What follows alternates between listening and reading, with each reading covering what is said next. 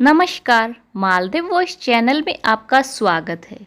हमारी आज की कहानी का शीर्षक है पति की फिजूल खर्ची जायज, पत्नी की ज़रूरतें भी नाजायज।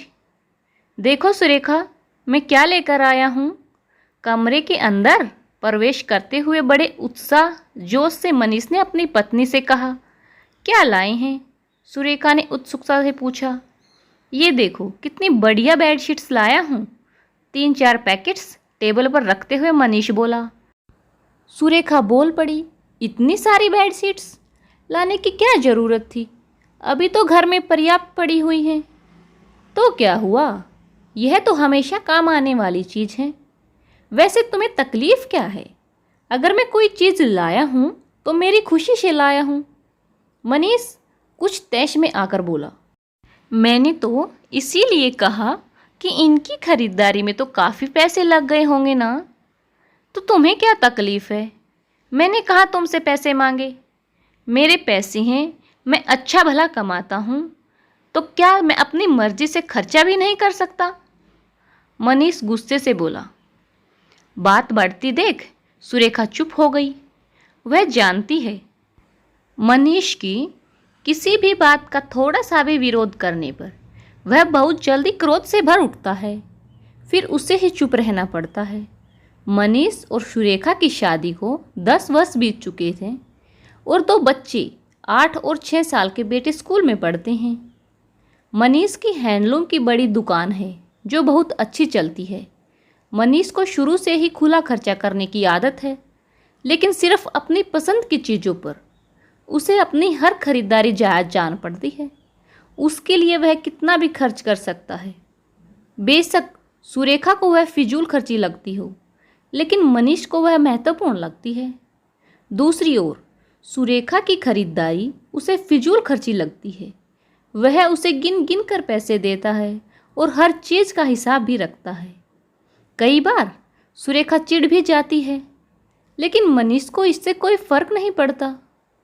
कुछ दिन बाद सुरेखा ने मनीष से कहा, आज मुझे कुछ पैसों की ज़रूरत है, सामान लाना है। क्या सामान लाना है और कितने पैसे चाहिए? हमेशा की तरह मनीष ने जानकारी लेते हुए पूछा। अंडरगारमेंट्स लाने हैं, साथ ही सैनिटरी पैड्स भी लाने हैं और भी कुछ सामान है। सुरेखा के कहने पर उसने 1000 रुपये उसके हाथ पर रख दिए। सुरेखा बोली, इतने से काम नहीं चलेगा। आजकल यह सारी चीज़ें बहुत महंगी आती हैं और इस बार मैं थोड़ी अच्छी क्वालिटी के ब्रांडेड लेना चाहती हूँ, तो कुछ पैसे और भी लगेंगे। मनीष चिढ़कर बोला, अंदर ही तो पहनने हैं, कौन देख रहा है? तो इसमें ब्रांडेड की क्या ज़रूरत है? हल्की क्वालिटी के पहन लिए तो क्या फ़र्क पड़ जाएगा? पता भी है पैसे कैसे कमाए जाते हैं। सारी जान लगानी पड़ती है, खून सूख जाता है, तब जाकर हाथ में रुपये आते हैं। सुरेखा रुआसी हो गई, आंखें भर आई, गला रूंध गया, पर कुछ बोल ना पाई, क्योंकि शुरू से ही मनीष उस पर हावी रहा था और वह डर के मारे कुछ बोल भी नहीं पाती थी। मन मारकर जिए जा रही थी। उनकी ड्रेसिंग टेबल पर जहां मनीष के अपने लिए लाए गए विदेशी परफ्यूम्स की लाइन लगी रहती थी, वहीं सुरेखा के लिए केवल एक परफ्यूम होता था। आए दिन मनीष अपने लिए कभी बेल्ट, कभी घड़ी, कभी ब्रांडेड टी-शर्ट, जीन्स, मोबाइल जैसा सामान खरीदता रहता और उसे घर लाकर सुरेखा को बड़े गर्व से बताता कि यह सामान कितना महंगा है और कितना बढ़िया है। सुरेखा मन महसूस कर रह जाती। उसके मन में हुक सी उठती कि कब मनीष उसके प्रति भी उतना उदार बन पाएगा जितना वह स्वयं के प्रति है। बच्चों के लिए भी जब वह कुछ बढ़िया कपड़े खरीदना चाहती तो वह टोक देता, बच्चों का बढ़ता साइज होता है, उनके लिए इतने महंगे कपड़े लेने की क्या ज़रूरत है तुम्हें? इतने भी समझ नहीं है क्या? कुछ दिन बाद उन्हें वे कपड़े आएंगे भी नहीं, फिर क्यों पैसा बर्बाद करना? एक दिन वे दोनों किसी आयोजन में गए थे। जब वापस लौट रहे थे तो अचानक मनीष ने कार दूसरे रास्ते पर मोड़ दी।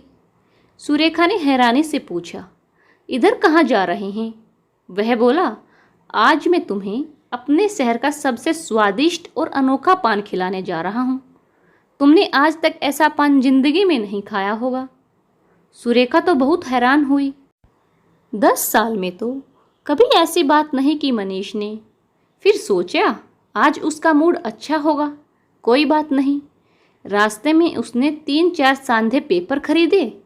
जब वे पान की दुकान पर पहुँचे तो सुरेखा कार में ही बैठी थी और मनीष पान लेने चला गया।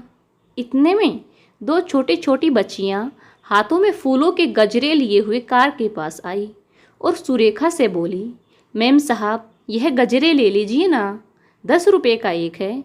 आज बिक्री अच्छी नहीं हुई, आप ले लीजिए ना। उनके बार बार आग्रह करने पर सुरेखा को दया आ गई और उसने 2 गजरे ले लिए और वह सीट पर ही रख दिए। आगे की कहानी जानने के लिए आपको भाग 2 देखना होगा।